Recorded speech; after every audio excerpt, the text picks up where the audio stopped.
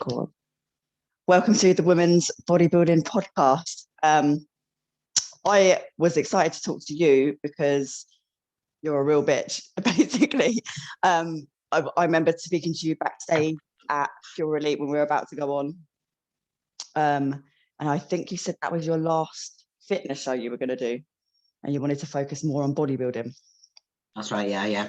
Why is that? I just think because it suits my physique more than anything else, really. I mean, saying that, I have entered another fitness show. I have entered Pure Elite again, just because I enjoy it really more than anything else. But my focus now is more going into the more bodybuilding side of things, because with me being a figure athlete now, there's not as much room for me in the fitness sort of side of things, because most of the categories that are in the fitness comps are more based on sort of posing style that you would do in, say, bikini and fitness, whereas the posing I normally do for figure is very static, very rigid, very mandatory, and it doesn't really translate very well into the fitness side of things. So you end up doing like two different types of posing if you want to enter multiple categories, two different sort of bikinis and all this. So it's easier for me to just focus on the one thing that where my strength is, and because my strength is in figure, that's the best direction for me to go. Funny you say that, because I'm doing the same thing. I'm going to move to bodybuilding, posing reasons. I'm just not flowy enough. And I think if you're not flowy enough, then you're probably better at the static posing. I think I need more of a set. You do this. Plus I want to move up to figure as well. Brilliant. So that's my next stop. Probably next year. Like I say, it's the best thing I ever did for me. Like, it's not for everybody. Like, they've got a lot of girls that that compete in bikini, and they're very bikini, and they'll always be bikini, and they suit bikini, and it's them all over. But for me, when I started this whole process and I started competing, I always looked up to the figure girls.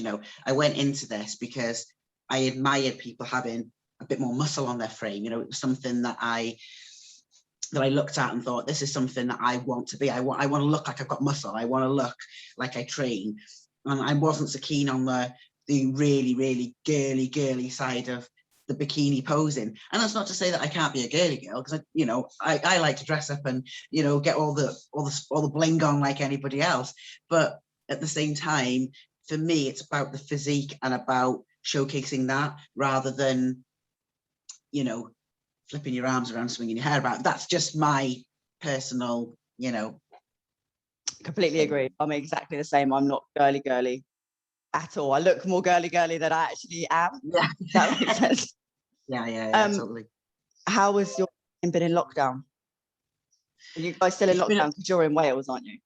Yes, yeah. So we still don't have a date, which is frustrating to say the least, because everyone in England sort of like, 12th of April, gyms can open, and 21st of June, we can all be let out free again. Whereas in Wales, we're like, don't really know, like, could be earlier, could be later. It's like, we've been left completely in the dark, really. But like I say, it was like this last time when we came out the first lockdown. England sort of opened up first, then Wales, then we went into a firebreak lockdown in Wales, and England didn't, and then we came out of that and England went into a lockdown. So it's been like that the whole time, and I live in a border town, so I'm as close to England as I am, or close to an England gym as I am to a Wales gym. So where I live is right in the middle, so I can drive 10 minutes in one direction and be in England, and 10 minutes in the other and still be in Wales. So what you tended to find is that people were just border jumping. So when the gyms were open in England, everyone from Wales was going over to the England gyms. And when the gyms were open in Wales and shut in England, they were going the opposite way, because people want to be able to train. They want to have that release. And again, it's not all about people who are wanting to get on stage. I met loads of different people, like when I was, nipping over and stuff, because I'll admit that I did it. And a lot of people were just there for their own mental health, because they're just like, I can't be stuck in lockdown anymore, like not doing something to release some stress, and a lot of people I've spoken to, I used to work in the NHS, and a lot of those girls are saying, like, we've been put in this situation where we're having to work in this environment, and we've got nothing to release. Like, we've got nowhere to go. We can't go to the gym and just have an hour to ourselves of going, oh, that was a hell of a shift, and like get it out of our system. We've got nothing. We just have to go home, accept it, and then start all over again the day after. So it's not been good for anybody. And obviously as an athlete, it's been an absolute nightmare. It depends on what you've got, doesn't it, at home? Like everybody's got different equipment at home. So I've got clients who've got basically a full gym, which is fantastic for them. And then I've got other people who've got a set of resistance bands and that's it. So it's really difficult to get the same feeling from home training as it is in going to the gym. Because for me, even if I don't have a lot of equipment at home, but even if I did, it's the act of actually going into a gym and saying, right, I'm going to walk through that door and I'm going to go and obliterate my legs for an hour, and that's it. And that's my time in that place without any distraction, without, you know, things going on in my house around me, or being distracted that something's coming on the TV or whatever it is. When you're in the gym, you're there and that's it. And I put my headphones on and I get stuff done. And I'm not distracted by other things that are going on. So it has been challenging, definitely. And again, the up and down of knowing when a show's going to happen again. Oh, they're going to happen in March. No, now they're going to happen in April. No, now they're going to be June. And it's mentally draining as both a coach and as an athlete, because I've got girls that are like, what's going to happen if my show doesn't happen, and rejigging all their prep and everything. It's not been ideal. It's been stressful, really stressful. Yeah. So do you have enough equipment now to like do the same kind of training that you would? Like you said, you can't, I can't train as well here, even though I've now got equipment. I know I don't train as hard. I can't. Yeah. Like you said, distractions and stuff. It'll take me 3 hours to do a session because I get distracted by other stuff. Yeah, definitely. And, you know, there's certain parts of your body that you can train a bit more effectively at home, isn't there? You know, like if you're doing a bit of like arms or whatever, you don't need as much equipment, your shoulders and stuff. But if you're trying to train legs, and obviously legs is a big part of any of the female categories, right from bikini all the way up. If you haven't got a good set of legs, then, you know, you're screwed. You know, it's one of those areas that's so highly marked in our categories that you need good heavy equipment. You need a big ass leg press, you need a hack squat, you need a pendulum, whatever, you know, whatever you've got in your gym, you need that heavy duty equipment that you can slam a shit ton of plates on and get it done, you know, rather than lunging around your living room for 3 hours. You know, it's just not got the same hit. So, you know, I've done what I can and I'm doing what I can, but motivation hasn't been the same as what it would be if I was in the gym. It hasn't been easy. But like I say, I've just sort of done what I can really. And, you know, and I have got very, very, very basic equipment. So I don't know if you can hear my cat is going mental. It's all right. I'm sorry, I can't hear my dog barking downstairs. Honest to God. Are you in prep now? Do you have a show plans for this year? Yes and no. Like you said, Pure Elite, but is that just to kind of get your the initial time? When we came into the end of 2020 and we were hopeful that things were going to be a bit more positive going into the beginning of this year, the initial outset plan was to do Pure Elite in April as my warm-up show, because obviously it's been a whole year since I've competed. The last time I competed was 2019. So I thought, right, be on familiar ground, familiar territory, do something that I'm used to, get that show done first, and then go in and do PCA and Two Bros a couple of weeks later. So all my shows were around April, beginning of April, beginning of May. So I would have been done by April, May, and that was it. Obviously, things have changed and shows have been altered, cancelled, moved around.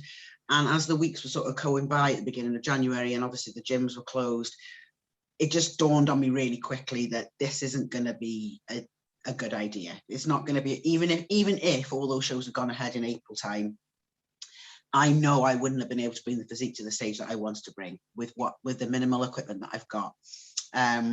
So I made a decision with my coach quite early on in the year that we were going to sort of keep trying to sort of stick to things as much as possible, so that if we changed our minds, we could, but that we'd have more of a plan of maybe towards the end of the year, which is exactly what's happened now. So the plan is now has completely changed, and we're doing the end of the year instead. So my shows are going to be now like September, October time.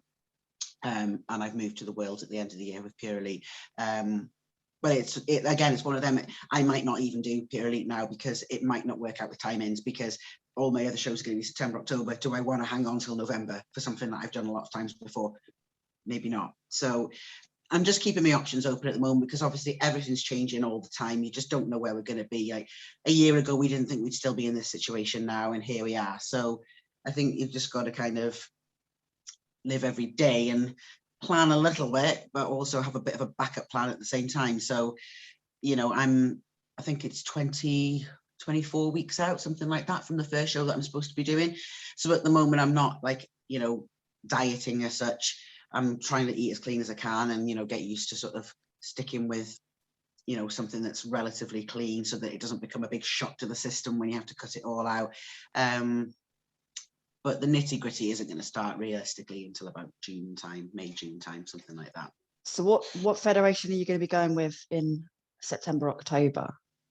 I've got, I'm booked in, I've registered, because I always register early just to give myself the accountability. Because otherwise, if I don't register, I just go, I'll just do a later one. I'll just do a later one. If I put my money where my mouth is and said, right, that's it, then it's sort of, I know the date's looming. So I've registered to do 2 Bros on the 5th of September. So that's their last qualifier of the year. And then a week later, I'm doing PCA Wales on the 12th of September. So they're the 2 that I've got that I'm registered for. And then the plan is going forward, hopefully, if I qualify from PCA to do the British finals, I'll be able to do that in October, and hopefully do the Amateur Olympia with 2 Bros in November. So that's the plan. Well, no, that's not November anymore. It's October, isn't it? They've changed the dates. So so yeah, that's the plan going forward, but it's obviously always potentially open to change. Yeah. Have you competed with 2 Bros before? Never know. Okay. And PCA? You haven't competed with them before either, have you? No, I've prepped clients for it. I've prepped several clients for both PCA and 2 Bros, and they've both placed top 5.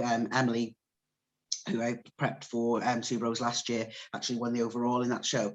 So I've worked with clients for it, but never actually managed to get on their stages because it's been one thing and another that's just stopped it from happening. So in 2019, the dates just didn't work out. So I just couldn't get, my prep wasn't long enough. I'd had a holiday and I couldn't get in shape in time to get on stage with PCA, because once I was going to be ready, the British finals were already happening. So I couldn't get on stage with them that year. So the plan was to do 2020 with them. Obviously, that just completely went out the window. So now it's like, it's moved forward yet another year. It's become a bit of a joke, like, will I ever get on stage with them? Because it just keeps getting changed all the time.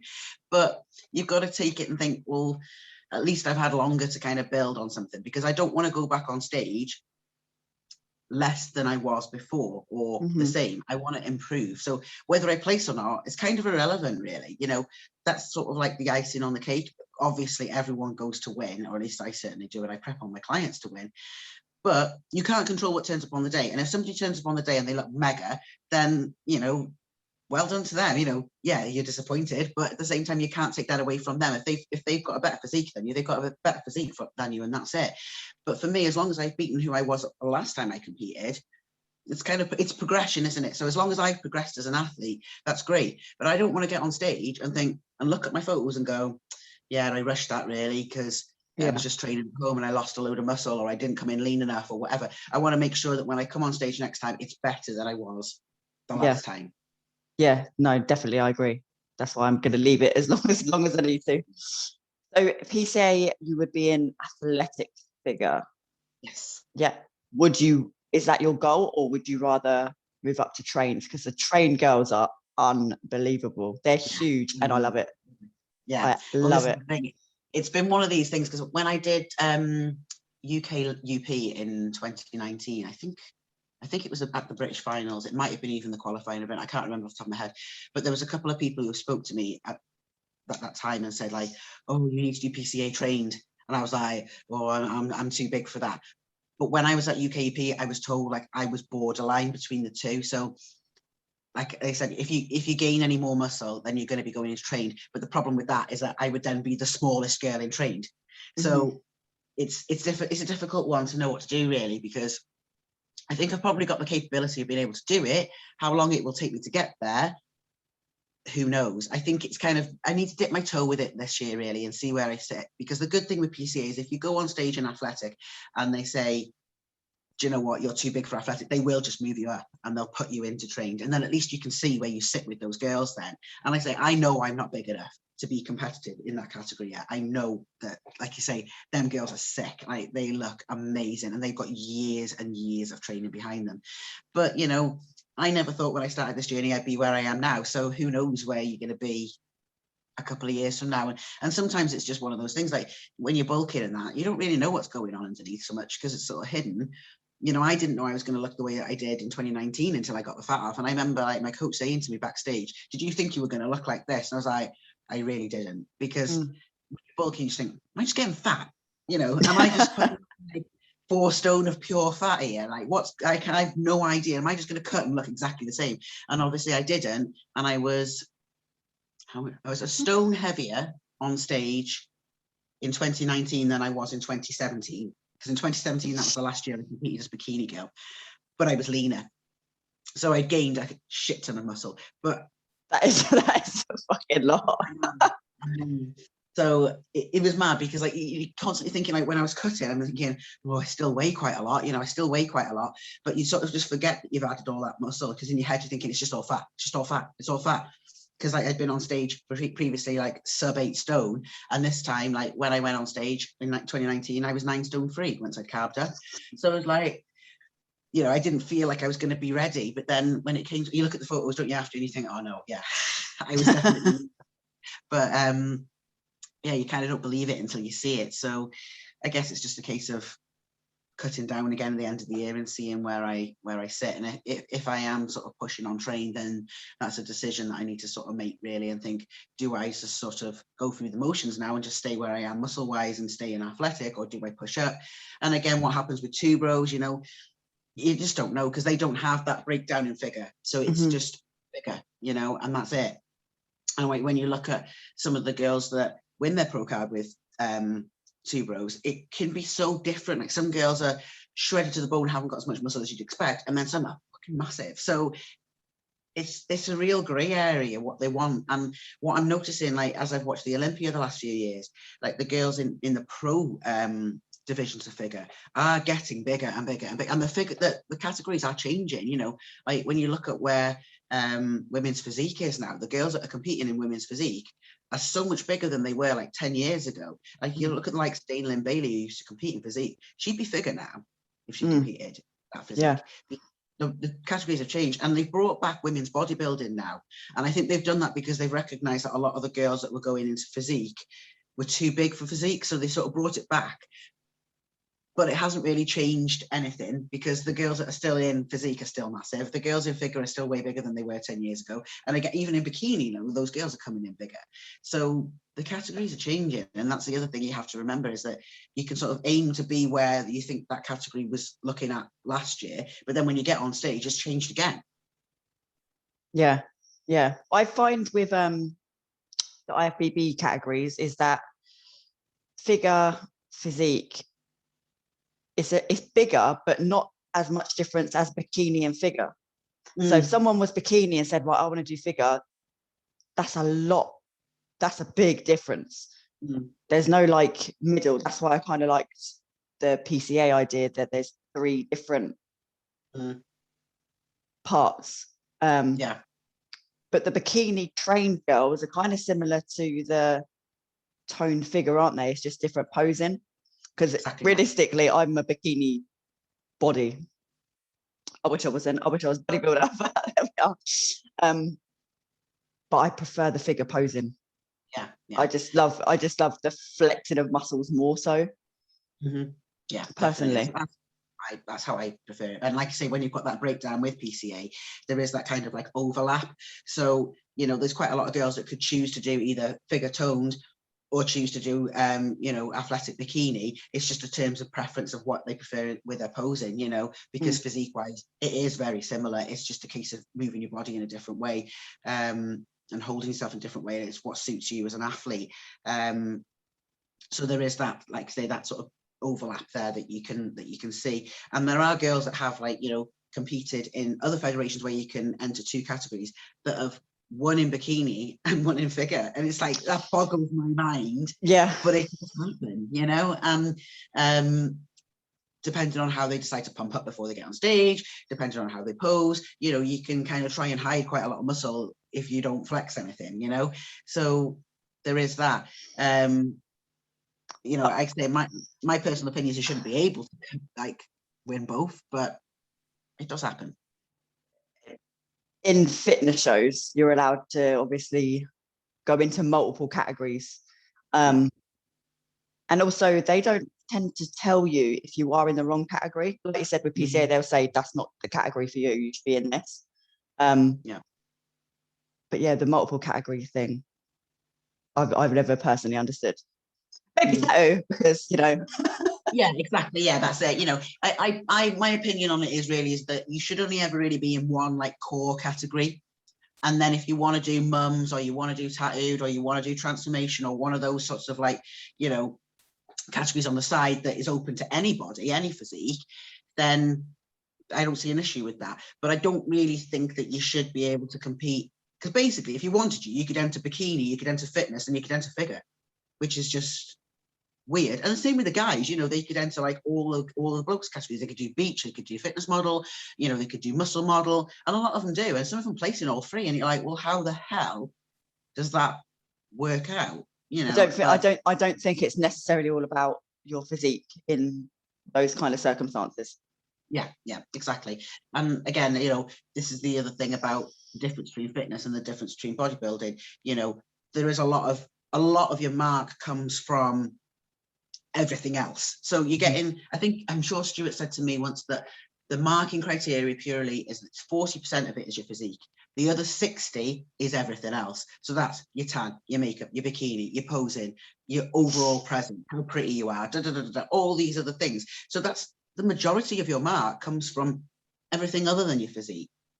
Whereas when you're looking at things like PCA and two bros, obviously they're going to take into consideration, if your tan is shit and you look like you couldn't be arsed when you turned up on stage, it's probably not going to help you, but it's not going to weigh down as heavy as it would do with a fitness federation. Because I've seen people place in PCA and their tan isn't great, and it's smearing all over the place, but their physique was bang on, and they have placed and they have come top 3, even though their tan didn't look so great, because you can't take away from the fact that their physique was spot on. It might have stopped them winning, but it didn't stop them placing. Whereas I know with some of the fitness federations, it can just be enough to like write you straight off.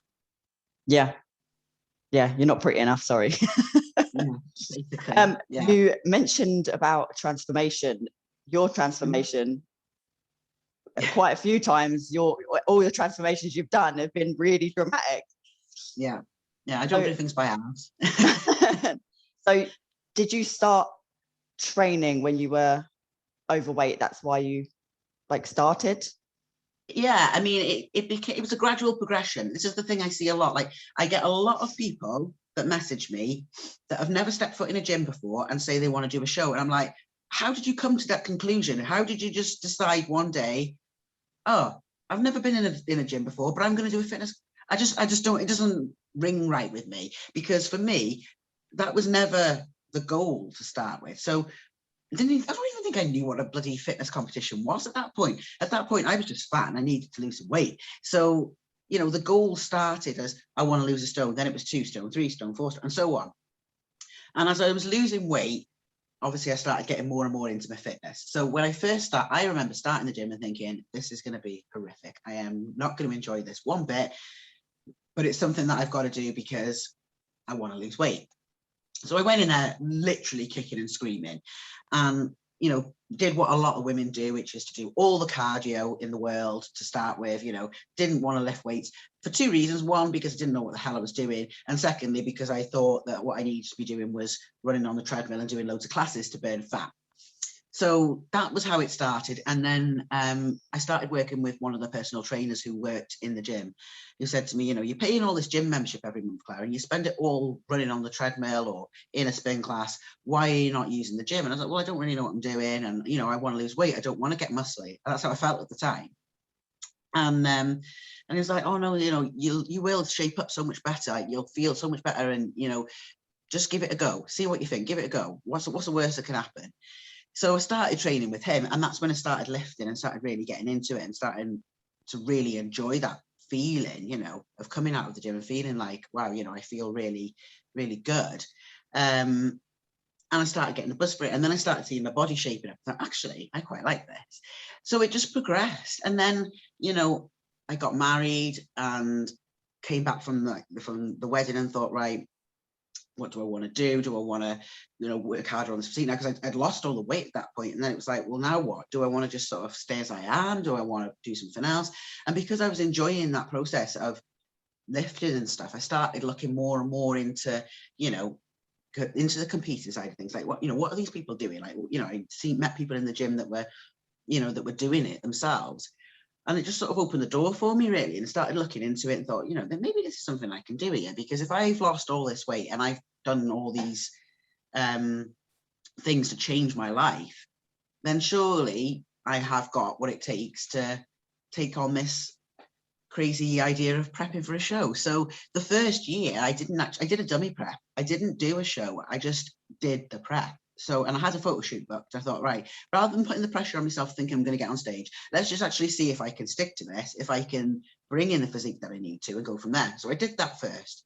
And obviously I did it, and I smashed it and thought, right, this is what I want to do now. So I found Pure Elite, found they had the transformation category and stuff like that. And that's what kind of led me in that direction, plus the tattooed side of things as well. Because at that point, the industry was a bit negative towards people with tattoos as well. So a lot of feds, like at the time, it was UKBFF was the big bodybuilding fed at the time, would mark you down severely for having tattoos. So for me, it was like, I can't compete with something like that, because I'm not going to pretend to be something that I'm not. And I don't really want to sit there for 2 hours getting smeared in God knows what to try and cover up all my tattoos. So I went into Pure Elite because I thought they're going to accept me for who I am, accept the fact that I've got tattoos. And, and obviously they've got this transformation category. So that's how it started. And then the bug got me. And then it was like, right, I've done that now. I've proved my transformation. I'm sick of showing this transformation now, because even though I'm still mega proud of it, it's kind of like, I don't want it to define me as an athlete forever. Like, oh yeah, she's that girl who lost 6 stone. Yeah, I did, but that was 11 years ago now, and it's like, that side of my transformation is well and truly in the past. It's done. It's something I did a long time ago, and I'm now transforming myself as an athlete rather than somebody who's just lost a lot of weight.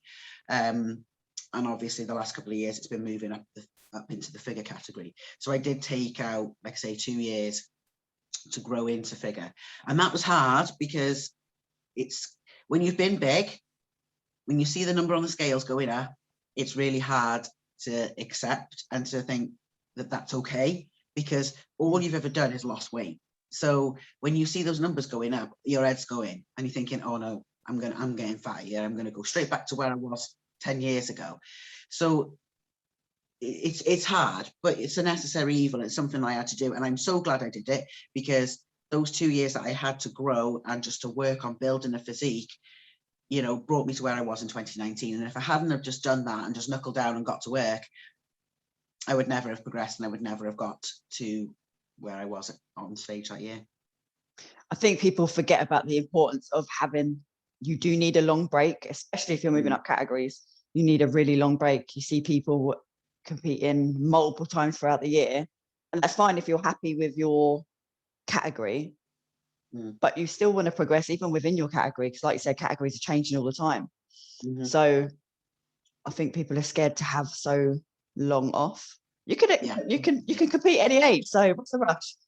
Exactly. I mean, like, I often say to some of my younger girls who are like, desperate to get back on stage again, and I'm like, you're talking about having a 3-week off season. I mean, what the fuck is that? That's not even a reverse diet. Like, we've got to have a lot longer. Like, it takes some serious time to grow muscle, whether you're natural or assisted, makes no difference whatsoever. It takes time, and you've got to allow your body to adapt rather than just throwing in, a couple of weeks of a few extra calories and a few extra reps on the leg press and then going, right, that's my bulk done. It doesn't work like that. You've got to give it time. And it is the long game. And when I've got girls that are saying, oh, I just want to get back up there again, I'm like, yeah, you're 22.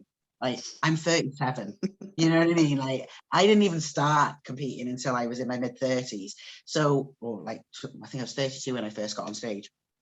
So they've got such a long time ahead of them. And again, you look at the figure categories and things, and generally speaking, the girls that are in figure are slightly older because they need that muscle maturity. They've had to have that time to get that muscle on their frame. I'm not saying there isn't girls that are young doing it. There's pros that are out there in their early 20s, that have smashed it, and good for them. But they're more like, the exception rather than the rule. Yeah, definitely. There's a You have to genetic remember, exception for some people. yeah. You've got some girls that have literally grown up in a gym. You know, they've been way bigger than a bikini girl when they were 16. You know, and that's unusual. And like I say, it's great for them, but it is unusual. Most people need a bit longer and are going to find themselves not really getting to a figure point until they're at least in their late 20s, if not early 30s, a lot of the time. And it does, like I say, take time to grow, and even, like I say, within your own category as well, because people are always going to level up. And if you think that what you've done, say you've won every show you've ever done in your category, you think, great, I'm winning everything. What about that person that came second to you? Do you think they're going to just sit there and go, oh, well, I'm quite happy being second? No, they're going to try and level up, and they're going to say, next year, I'm going to beat this girl. I'm going to be better than her. So if you sit on your laurels thinking, oh, I just win everything, those girls who are placing second and third have seen you as the yardstick, and they're going to work hard to beat you. And then you're going to come in looking the same next time, and they're going to beat you. And then you're going to look like a dick, because you're going to be like, oh, shit. Yeah, maybe I should have, worked a bit harder.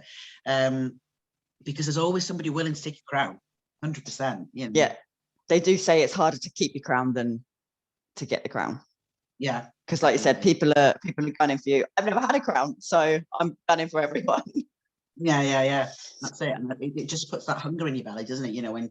When you've had that before. Because I know that's what happened with me in 2017. I competed with Pure Elite as a pro, and my physique was kind of in the middle. Like, I wasn't one or the other. I was too big for like fitness, muscle wise, but I also didn't have the leanness that I needed at the time. So my condition was off that year. And I know that looking back. And I also wasn't happy with the posing and things. And there's just a lot of things that meant that was not my greatest hour, and I didn't place. And I remember leaving that show, like, absolutely gutted, thinking, oh my God, because it was the first time I'd never placed. Like, everything I'd ever done before, I'd always placed. Not necessarily always won, but I'd always placed top 5. And that year I went home with nothing. And it really was a slap in the face. It was sort of like, shit, what am I going to do? Do I carry on? Do I just quit? What do I do? And that's when I thought, no, I know where I need to go. I need to go into figure, because that's where I know where I'm going to be. But I'm going to have to take some serious time to do it, because when I come back, I don't want to come back with this feeling again. I don't want to leave that stage with nothing again and feel like, oh, great, everyone else has come home with a big shiny trophy and I'm going home with sod all again. I want to level up and come and make people go, holy shit. And that's exactly what I did, and I remember, like, being backstage with people who'd seen me compete in 2017. They were just like, how are you the same person? And that's exactly what I wanted. I wanted to go there and for people to be like, wow, oh shit. You know what I mean? Because I didn't want to go and have that disappointment again.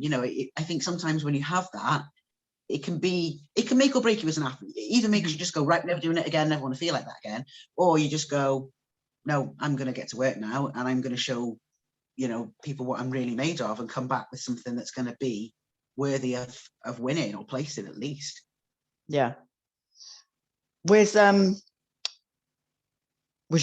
a short prep? Is that why you wasn't as conditioned, or was that short prep than usual? How long do you usually prep for? The longest prep go on. The longest prep I've ever done was like 20 odd weeks, and the shortest I've done was 10 weeks. And that was the last time I competed.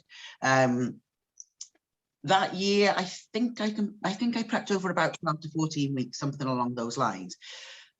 But I don't think my heart was in it as much that year. I did think I got lazy. I got lazy. I think I got complacent. I think I competed a bunch of times in quite close succession. And I think I just thought, yeah, I've done this before, it's be fine. I'm not saying I cheated or anything. It's not that. I just think, I don't know, I just don't think I gave it my all. I think I just sort of thought, yeah, just go through the motions. I'll just do my cardio, do my training, do this, and it'll all be fine. And it wasn't. And I've been working with a coach that I'd worked with for a while, and things weren't really working out so well at the end of that, because not to say that he was a bad coach or anything like that. It's just that we became too close as friends. And I think that's a dangerous place to be sometimes. Like, you have to have that professional, like, barrier. And it is easy to become really good friends with your clients. And I've got some of my clients that I'm good friends with. But at the same time, if they need to be told, I will tell them. Like, I don't hold back. Like, sometimes I have to say to my clients, I'm sorry if you're going to get upset about this, but I need to be honest, because there's no good me, right, blowing smoke up somebody's ass and saying, yeah, you'll be fine, if I think they've got no hope of being fine. And that's what was happening in that scenario. I think my coach knew damn well that I wasn't going to come in right.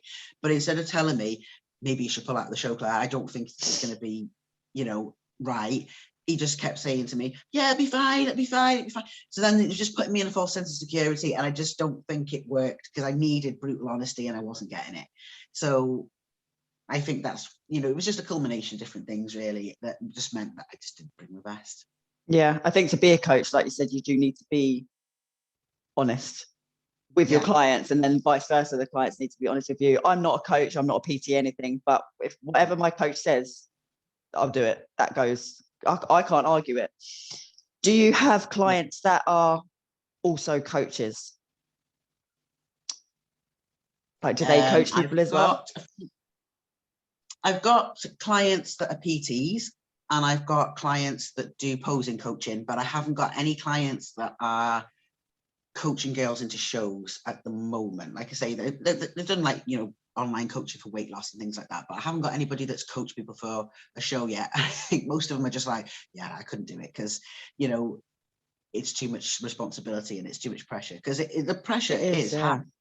Like when I prepped the girls for competing last year, I started the year, I should have had, I think, 17 girls getting on stage, but then of course COVID happened, most of them went off season. But I did get 2 girls on stage at the end of the year, and they both did really, really well. But it was the most stressful, 16 odd weeks of my life, because not only were you dealing with the normal dealings of prep with these girls, there was all this uncertainty of, is the show going to go ahead? Are we going to have an audience? Will you be able to have a tan? Is this going to happen? Is that going to happen? And it was like, it was something else. It was next level, because obviously they're worrying, they're putting their worries onto me, and there's nothing I can do, and I'm like, this is what we signed up for. We knew there was going to be risks attached to potentially prepping this year, so we just got to go with it. But it was just dealing with all that was just, really, really, really hard last year. It's hard to deal with most years anyway, especially the closer you get to a show, because you're dealing with everybody's emotions. But when you've got the added pressure of something that is completely out of everyone's control, it makes it 10 times worse. Have you prepped people while you're in prep? Yeah. 2019, I did, I think, 2018 was the first year I started prepping clients. That was the year that I was off, so I didn't compete that year. 2019, I competed and I prepped clients, and that was challenging because your patience, as you know, when you get towards the end of prep, is like this. Somebody only has to look at you the wrong way, and that's it. So when you've got people that are asking questions, and and they're not silly questions, it's just, what it's like when you get to the end of prep, everything's a big deal. You're asking your coach, you are asking silly questions because your mind's gone and your head's up your bum and you just don't know what you're doing. So you're getting all those questions off people, and you're just like, oh my God, why are you asking me that question? You know what I mean? But then I'm also asking my coach the same sort of thing. And this is exactly why I have a coach to coach me, because I take my hat off to anybody that coaches themselves and coaches athletes at the same time, because I couldn't do it, because it'd be too much pressure. So I leave my body in the hands of somebody else. So I leave it to him, and I'm like, you tell me what to do and I'll just do it. And then I can worry about everybody else. So that it kind of leaves the onus off me when it comes to what I'm doing. So I can just tick the boxes. If he says, do this many steps, he says, do this cardio, he says, eat that, fine, I'll do it. I'll just tick the boxes, and then I'll deal with everybody else at the same time. Where it gets more difficult is on show day, if you've got people doing the same show as you. I've never had somebody competing against me, because they've always been in different categories, but it's hard on the day because I don't feel like I gave as much to my athletes on that show as I should have done, because I have my head in my own world. So I'm thinking about, when am I going on stage? I was in a couple of different categories, and getting my glaze, or this is happening, or speaking to my coach. And I didn't spend as much time as I would have liked to have done, which I normally do, with my clients. So that was probably the hardest part of it. But on the flip side of it, you can appreciate what they're going through a little bit better, because you're still going through it yourself. So when they're having a meltdown in the leg press, you can be like, yeah, I totally get you. I know why you're feeling like that. So it reminds you again, it gives you that sort of level of empathy with them that you don't necessarily have if you haven't prepped for a while. Because you do start to forget, how grumpy and how difficult it can be. Yeah, definitely. When I was in the gym doing push-ups, crying, texting my coach saying I don't want to do it anymore. Yeah, exactly. I can't imagine if they were in prep, they would find that very helpful either. You're with Charlie, aren't you? I am, yeah. Charlie Goff, yeah. You've been with him for a few years. Yeah, it was 2019 that I started, like early part of 2019 that I started with him. Because what happened was I had a bit of a sort of a moment where I needed to kind of focus on something. So what I'd been bulking and I knew I wanted to do this figure show and all the rest of it. But then in the midst of that, my marriage started breaking down. So it was a bit of a weird time because like, part of me is trying to focus on, I want to compete in the plan for me initially was to compete the early part of 2019, like April, May time. And then the end of 2018, my husband at the time laid a bombshell on me and said, I don't know whether I want to be in this anymore. I don't know whether this relationship's working. I still love you, but I just can't see a future. So that obviously rocked my world massively because we'd been together for 13 years at that point. And it was like, whoa, hang on a minute, where did this come from? So all of a sudden, my focus was on trying to repair my marriage and building on that.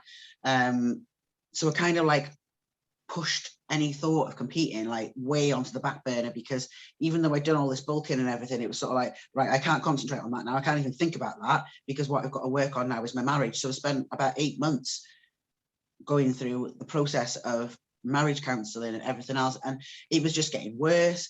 The relationship just wasn't getting any better. And then I think it was a week before the Pure Elite in April, and I was working backstage at that show, and the marriage ended and he left me, and I was in pieces. Like I could say, like the whole life was just like in tatters. And I nearly didn't go to that show, and I nearly stayed at home and felt sorry for myself. And then I thought, no, I'm going to go. I'm going to be around like-minded people. I'm going to just get out of the house. I'm going to drive all the way down to Margate on my own, which for me is like a 7-hour trip, and just get out of this funk that I'm in. So I went down there, and I really had a good weekend, because I was away from all the stress of home, and I started seeing people on stage, and I just thought, you know what, this is what I need. This is what I need. I need to focus on me now because he's gone. He's doing whatever he wants to do. So what's left in my life? I've got my daughter who's doing her own thing anyway, and I've got me, and that's it.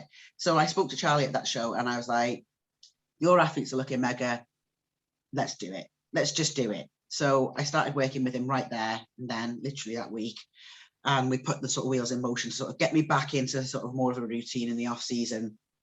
And then we started my cut in the August for the shows that were like October time. I think it was October, November.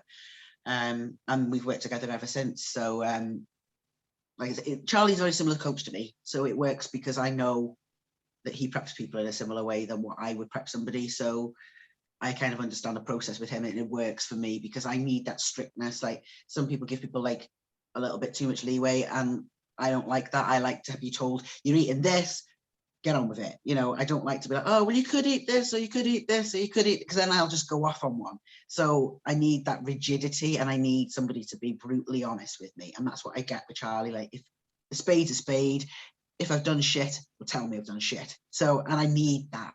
And he brought the best out in me. So that's why I've carried on working with him. Yeah, I'm the same. I can't have any leeway because I will take the piss. Yeah. I don't know my body as well as my coach would know my body. So don't give me macros. I can't be trusted. Give me a strict diet plan, and I'll eat whatever you tell me. That's it. Yeah, exactly. So because he's got a similar way of coaching to you, do you find you don't have to battle against him? Like as a coach, as a coach yourself, like you might have a coach and think, well, I wouldn't do that, and then there's a bit of conflict there because you kind of feel like you know better. Yeah, and that's the thing. That's why I wanted somebody that did things very similar, because I didn't want to have that kind of like, well, I wouldn't do it like this, and so I wanted somebody that I thought was doing things similar. Obviously, now and again you get things you think, maybe I wouldn't have done it like that, but I do trust him because he has brought me in like in mega, so I can't argue with that. So I do just tend to just get on with it most of the time. You know, now and again, I might say, oh, well, have you thought about, you know, maybe we could bring this in or take that out or whatever. You know, if things aren't suiting me or I'm just feeling like I'm not enjoying something, then we will change things around a little bit. But other than that, generally speaking, what he sends me, I'm like, yeah, happy days, crack on. And then we just get on with it. So. Yeah, that's good. At least you, like you said, you need to click with your coach, I think. Definitely. You put a interesting video on Instagram about gear. Obviously, I have to ask about that. Yep. Do a lot of people ask you about it? In various different ways, yes. I get both serious questions and then frustrating ones. I get people that obviously, you know, they see transformation photos and things like that, and their initial thing is just to sort of say, oh, it's all steroids. Oh, it's all steroids. And you're like, please just like, shut up. So, you know, because it doesn't matter whether you're on steroids or not, you still have to work hard. You can't just sit there on the sofa eating a bag of Doritos, banging anything into your body and go, well, I'm going to be ripped in 6 weeks. It doesn't work that way. You know, it's like anything. It's like any drug that we use in anything in life. It's only there to sort of assist. That's why it's called assistance. It's not just doing the work for you. Otherwise, everyone would be taking steroids and everyone would look amazing. So it's not that simple. It's not that simple. Yes, it's going to help you to recover earlier, sooner. You're not going to struggle to progress your weight as you know, as easily. It's going to make things. It is going to help. It's going to assist you. I'm not saying that there isn't a benefit from it, because otherwise people wouldn't do it. But there is obviously, there has to be the groundwork in place first. And this is the thing I have to tell a lot of people. Like, I get guys who will ask me questions about it. Oh, I've been thinking about muscling up and I'm thinking about going on da da da da da da. I'm like, how long have you trained for? Oh, well, I don't really train much. Or what's your diet like? Oh, I eat pizza 3 times a week. I'm like, why are you even thinking about putting in something like this when you can't get the fundamentals right? So get your diet right, get your training right, and see what happens. Get to your natural capability first before you start messing around chucking something else into the mix. You might not even need it. Exactly. It's like when you're dieting, you know, when you have that first week on prep, you don't go, right, I'm going to do 30,000 steps, 4 hours of cardio, I'm going to eat 200 calories a day, and that's it. You don't do everything at once. You start putting little things in place. Like, you might do a little bit more cardio. You might cut your calories a little bit, and you chip away rather than throwing everything in at once. And people just want a fast result with everything in life. So people assume that you just chuck everything in and then just do the work for you. And it doesn't. The other thing that I see quite a bit is like women that have bad advice or literally no advice and have started doing things that are not suitable for women, or very least, you know, only suitable for women who are really wanting to, you know, get massive. And these are bikini girls that are being told to take all sorts of things. And I'm like, wow, who the hell told you to take this? You know, and oh, this guy in the gym that says he knows everything about beer. Oh, does he sell it by any chance? Yeah, wonder why. How convenient. So it is a grey area with women in particular, because like I say, guys talk about it all the time. You know, you don't have to walk into any gym, doesn't matter whether it's a bodybuilding gym or you know, a commercial gym, and there's usually some guys talking about something, you know, some sort of cycle they've been on, or this person has told me to do this or this. But when do you ever hear a woman talk about that? The only type of sort of assistance you ever hear women talking about is, what's the best fat burner? What's the best fat burner? Yeah. And that's it. And it's like, just because it's not being talked about doesn't mean that it's not happening.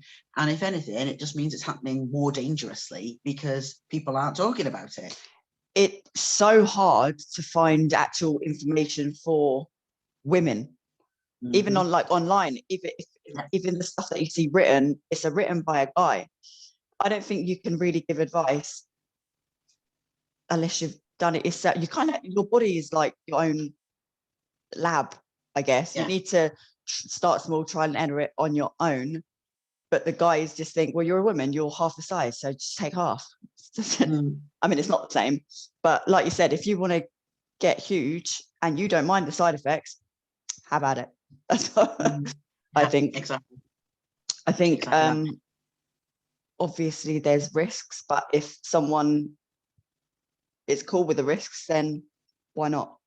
Yeah, well, it's like everything in life, isn't it? Everything we do in life is a risk assessment. When we get in the car and we drive to the shop, it's a risk assessment. If you break the law by putting your foot down a little bit more, you know, it's a risk assessment. You're making that decision to speed to the shop a little bit quicker because you want to get there faster. Of course, you could knock a child over, or you could break, you know, something on your car or whatever, but that's just something that you decide to do. And we all do this every single day of our lives. We're constantly making a risk assessment, and this is no different. You know, is this something that I want to put into my body? You know, what are the side effects? What are the benefits? What do I want to gain from it? You know, and it's about working out what's right for you, because what's right for me might not be right for you or anybody else. You know, it's a very personal thing. It's just like anything. It's like contraception. Some people are happy to take contraception. Some people are not. Some people don't want hormones. Some people do. It's really, really personal. So it's not for any of us to suggest that it's a one size fits all thing that all girls should or all girls shouldn't or whatever it is. You know, it's about informing people about what is out there, what the potential side effects are, what the potential benefits are, and then allowing people to make their own decision, just like they do with anything else. Just like if they decide to smoke 20 fags a day. You know, I'm an ex-smoker, and I made the decision when I was a smoker to smoke, knowing damn well that I was increasing my risk of lung cancer, increasing my risk of heart disease, and so on and so on and so on, and costing me a fortune. But I made that decision knowing what the facts were. So, you know, and obviously I made the decision I had to quit because I don't want all that going on anymore. But this is no different. You know, there's a lot of things that are legal that are way worse for our bodies that we do every single day. Yeah. Where did you get your information from? Because like I said, going through the internet, there's only little bits and not many athletes talk about it. But I also don't think the pro athletes are taking as much as people think. You always get people like, oh, like you said, well, they're on gear. They're probably not as on as much as you think. They're just doing everything perfect. Yeah, exactly. But you'll get the guys that all jump on everything. And I know a lot of guys from my gym and even from work and stuff, they take a lot of stuff and they don't look like they should or do. And I'm like you said, it's not doing it. It's not working for you. Stop it. Yeah. It does become a bit all the gear and no idea. You know, I know exactly what you mean. I see lads all the time, young lads in particular, and they're taking more flipping gear than Mr. Olympia. And you're like, Jesus Christ, like, seriously, why are you taking all this stuff? And you're still like 9 stone soaking wet. Like, what are you doing? You know, like, it baffles my mind. But again, it's like, oh, I just need more. It's because they haven't put the fundamentals in place first, but no one's taught them that. And like, from me learning myself, it has been an uphill struggle learning where, you know, things about, you know, what's good for women, what's not, and, you know, trudging through article after article. And you know, I bought a book that was literally like this thick, all about anabolics, and it's very scientific. It's very, it's not sort of like, you need to take this, you need to take that, or anything like that. It's just literally breaking down all the drugs, anything that's out there, all the different names they've got. Because again, every steroid's got a different name, if it's a brand name or if it's a drug name and all this. So everything's got a different name. So one person might call it this, one person might call it that. So that breaks everything down, tells you the doses of everything. And it is just a case of like, it's like reading through, you know, like the slips they put in medication and like the information. It's like this book is like basically pages of that. And trying to sort of learn about it and reading through and going, right, what's this drug? What does it do? How does it work in the body? Now, I've got a nursing background, so that kind of helps a little bit because I kind of understand how drugs interact in the body a little bit more. And I also understand how to administer drugs properly, because that's another thing you see quite a lot. It's one thing taking a tablet, anyone can take a tablet, but some of the ways that I've seen people inject steroids into their body is just beyond shocking. Like, I'm like, and you're surprised you've got an abscess? Really? I mean, Jesus Christ. And I'm like, wow, you know, this is something else. And again, because somebody's just showed them how to do it on YouTube or whatever, and they haven't learned properly. Whereas obviously I do know the proper technique, being, you know, qualified. So it has been a case of just like reading up a lot of stuff that I can get my hands on, speaking to other athletes that have obviously used different things, good, bad, and ugly. Because I think sometimes you can learn a lot more from somebody who's done it badly than somebody who's done it well, because you kind of learn the things you don't want to be doing. And I have heard a lot of horror stories and different things that people have used, things that, you know, they wish they could take back. So you just sort of learn different things as you go along, really. And obviously, you know, my coach is quite well versed on it as well, so that's obviously helped. But it is a minefield, and you're always learning different things. Or somebody will mention something like, well, I've not heard that one before, hang on a minute, I need to just like look into this. You know, what's the benefits of it, what's the side effects, you know, where's it come from? Because drugs are being made all the time, and blends, there's a lot of blends out there, so like a mixture of different things that are all smashed in together. So, and again, these labs give them all sorts of fancy names, and you're like, I've not heard that one before. And it's just because a lab's given it a fancy name that it's something you've not heard of, when actually it's something you have heard of, that it's just been smashed together. Yeah. Well, lab, we say. Yeah. And that's the other thing, you know, there's a lot of, you know, you really don't know exactly what you're putting in there. You know what I mean? Like, you don't know, because most of what you're going to get out there on the black market is going to be some guys cooking it up in their garage or whatever. You know, you've got no idea whether it's legit or not, whether it's what they're telling you it is or not, or whether it's something cheaper that they've just bunged in. The likelihood is there's going to be some sort of anabolic in there, because otherwise people aren't going to carry on buying their shit. But is it going to be exactly what you think it is, or is it going to be something else? And when you're a woman, that's really important, because if you're a guy, and sorry, my cat's coming. If you're a guy and you're given something else, it might not be the end of the world to you, but as a woman, it could have massive, massive impact. Because if you're thinking what you're getting is maybe something like primobolan, which has a good anabolic rating, but quite a low androgenic rating, so it's less likely to give you the side effects that you would get from other drugs. And then actually what you're getting is pure testosterone. That's got a really high androgenic rating, and it's probably going to give you a shed ton of side effects. So whilst you might be getting gains off both, you might not get side effects on one, but you will on the other. And this is where you've got to be really, really like mindful of the fact that you might think you're taking something that's safer, but it might not be, you know, and it's just plain Russian roulette, you know. I suppose you would never actually know unless you got it tested yourself. You just have to take it. If you see side effects, then go from there. It's acting on anything that you see as being unusual. So, you know, if you're taking something and like a couple of days later you start thinking, I'm not feeling this, like, you know, I'm feeling something's not quite right here, or, you know, you start getting a side effect, like you start feeling your voice cracking or whatever, you think, if you don't want your voice to change, stop taking it immediately. Because if you carry on taking it, that's just going to get worse, you know. So it's like anything. If you take medicine from the doctor, if you get a reaction to it, you stop taking it, you don't carry on taking it. This is the same thing, you know. If it's something that you don't want, then if you see it, stop it immediately, because then you've got more chance of actually being able to reverse that. Whereas if you keep consistently taking it, then you're probably going to have side effects that are more long term. And then the other way of that is if you get the side effects and you're like, oh well, I've made good gains, fucking carry on. Yeah. it's your body at the end of the day. Do what the fuck you want with it. That's how I see it. You know, if you're the kind of person who doesn't want to suffer them side effects, doesn't want to risk any sort of fertility issues or whatever, then it's probably not going to be a good idea for you. But if you're the sort of person that's like, well, do you know what, don't really want my voice to go deeper, but if it does, I can live with it, then it's fine, isn't it? You know, it's just making that decision for you and accepting the risk, and that if you do get them side effects, that you knew about it. You know, it's one, I didn't know that was going to happen, because that's what I've seen with other women in the past, that somebody's told them to take something and said, oh, just take this is going to make you like shape up amazing. I haven't even told them that it's a steroid, just told them that it's a supplement, and then a few weeks later they've got all these side effects, and they're like, well, I was taking this, they told me that this would make me look great. And I'm like, yeah, you do know that that's a steroid, don't you?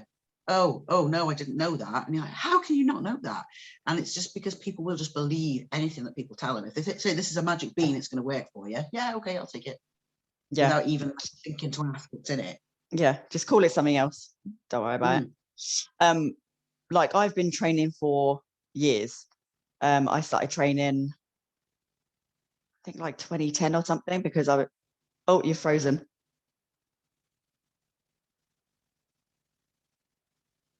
Oh, hang on, you're frozen.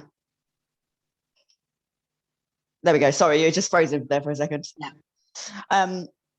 Yeah, so I've been training for absolutely years. I started in 2010 because I was underweight. When I first went into a gym, it was to gain muscle. I've never been a cardio queen. It's never been my thing. I've always thought bigger the better. So I was happy when Miss O came back because I love watching that shit.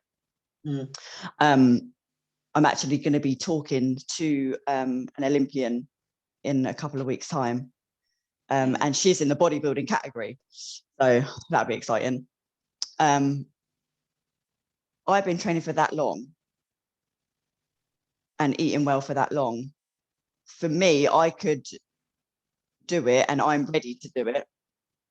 But like you said, people jump in it within like a year. I didn't start competing until I'd been training probably 7 years. I think people do jump in too quick. Like you said, there's a couple of people at my gym they've only just started training for 6 months and they've been put on stuff by their coaches. I'm like, you sure? But it's quite hard to ask a female what they're on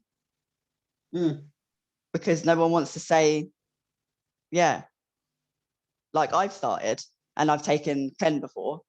That was to go on a holiday. Probably not the time to take it. But again, with side effects, I think a lot of people take that for shows, but the side effects of that is all dependent on the person. My friend is also taking it and they couldn't take it because they were taking too much and stuff like that. So, yeah. But with me, I didn't really have that, so I could carry on. So people just need to keep an eye on if they think it's worth it, then do it. Yeah, definitely. Because you know, it's my cat chasing after a tuna tin in the kitchen.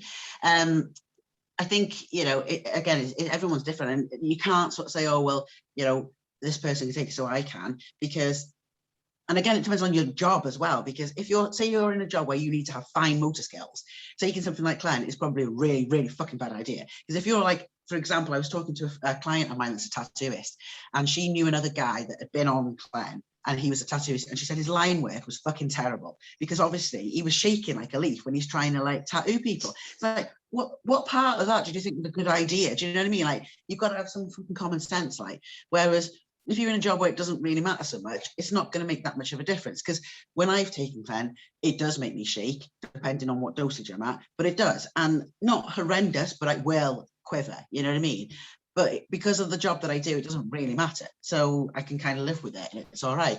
But then I've known big guys, who's become a bit of a joke, in the gym that I'm at, who are 4 times as big as me, and they can't even tolerate any of it because they're in pieces and they're literally like sitting there, like sweating and shaking and all the rest of it. So you just got to work out what's right for you and if it suits you and your lifestyle. In terms of like when I started taking things, you know, I was clean right up all my bikini days, completely nothing, just totally natural, nothing at all. And then it was only when I've gone into figure that I've started to dabble in things. And again, it's like you still keep it like absolute minimum because, you know, you don't need to go in chucking in absolutely everything. Start small and see what you get from it, because what's the point in putting massive doses in your body if you don't need it? Because sometimes you can put in 3 times as much and still get the same result. So it's like, well, what's the point? First of all, it's wasting money. Yeah, it's just a waste of time, and you know, putting all that into your body. So like starting small and giving it time, because I think people don't, again, with everything, they don't give it enough time.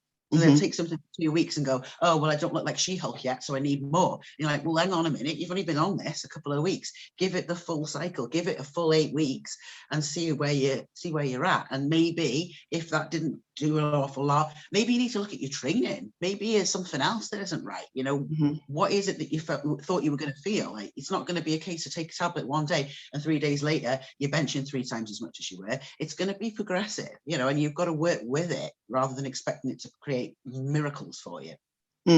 Like you said here about the guys, you not getting to their like full natural potential first.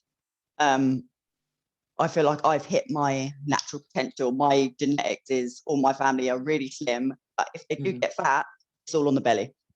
Great. And that is just everyone's got like a genetic limit. and I've got to my genetic limit, therefore that's why I'm looking at it now, because I want to be a figure girl. And I think that's what's important. People need to deal with first, like you said, the training and the food. Yeah, definitely. And like you're totally right that everyone has got a different natural capability. You know, I've got some girls that are, you know, very, very much like mesomorph type bodies where they just gain muscle without even thinking about it, you know, and they just don't need any assistance because they're already carrying a lot of muscle and they can build muscle really, really easily. And that's great, you know, for them because they don't need to have that assistance. But other people obviously don't grow muscle as easily. And, you know, I do grow muscle quite well, but I still got a natural point, you know, where I was like, right, I am not getting any further here. And I'm not getting any younger, you know, like I said before, I'm 37 now, I'm 38 this year. So my propensity to be able to build muscle as I get older, just like anybody, male or female, it gets more difficult. So because your body just isn't in that state of anabolism as much as it is when you're younger, and hormones and things are all over the place. So, you know, for me, I just felt like it was the right decision for me at that time. I don't want any more children. I'm happy with what I've got. You know, have I experienced side effects? Yes, I have. My voice has deepened. If you go looking at videos of me from 2016, 2017, you will notice the difference in my voice. It's markedly different. I have lowered my voice. I used to sing. I don't sing anymore. You know, I used to sing in bands. I can't do it anymore. So because my voice has dropped. So that's something that I've had to just accept, but that's where I'm at in my life now. Like my singing days were over anyway. I hadn't sung like publicly for quite a long time. So I'm comfortable with it. It's a shame. It's something I, you know, if I could change it, then yeah, I'd have my old voice back. But this is what's important to me now. And seeing how I looked in 2019 and the difference that having the assistance had made to me was enough to make me think, yeah, no, it was worth it. It was totally worth it because I got exactly what I wanted out of it, you know, and for the couple of little things that I've had, it was, you know, it was worth it. Because, you know, Anavar, when I was on that, on its own, didn't get any side effects from that at all. I felt stronger on it, and my gains went up. But then we introduced primobolan, injectable primobolan, and that's when I started getting some of the side effects. Like I say, would I change it? No, because I've been happy with it. I found it, both those drugs have worked really well for me. I don't feel like I need to use anything stronger or anything more than that, because I feel like when I am using these things on a cycle, my strength goes up. I feel fuller. I just, it's one of those things, like after a few weeks of being on Primo in particular, I feel like everything just goes, and like the shoulders and everything will just fill out, you know, automatically. And like, you can just see it straight away. And like, yeah, that's the difference between me being normal girl and figure girl, you know. It just helps. There's no question about it, you know. But I still have to train like a beast. I still have to work damn hard. But obviously it just helps that little bit just to push past that barrier that your sort of body puts in place. Yeah, I find with Anavar, I get, when I'm working out, I get the pump quicker. But then I really struggle with carrying on. I'm doing the same weights as I was before, but the pump comes quicker, and I'm struggling to finish the set than I did before. Yeah. So it's a weird one, but it kind of makes you want to push through at the same time. Yeah. But so if my voice was deepened a little bit, I don't think I'd mind, because it's not deep. Fine. Yeah. I'd be fine with that one. I have a few quick fire questions to ask you. Yeah. As we're coming to the end. Yeah. They're not necessarily bodybuild related. Okay. So just answer as quick as you can. Yeah. If you had to pick one woman to be the ambassador for bodybuilding to meet aliens, who would it be? Dana Lynn Bailey. If you could have one person to narrate you having sex, who would it be? Oh God. Angelina Jolie. How many rats would it take to overwhelm and kill you in a fight? Say that again, sorry. How many rats would it take to overwhelm you and kill you in a fight? 4. Would you rather have teeth where your hair is or hair where your teeth are? Teeth where my hair is. If you could be alive in any era, when would it be? Ooh, Middle Ages. Interesting. Me personally, cave girl. Well, thank you so much for coming to talk to me and taking your time. Really enjoyed talking to you, and I hope we talk again soon. Yeah, absolutely, anytime. All right, see you later. Right, Bye.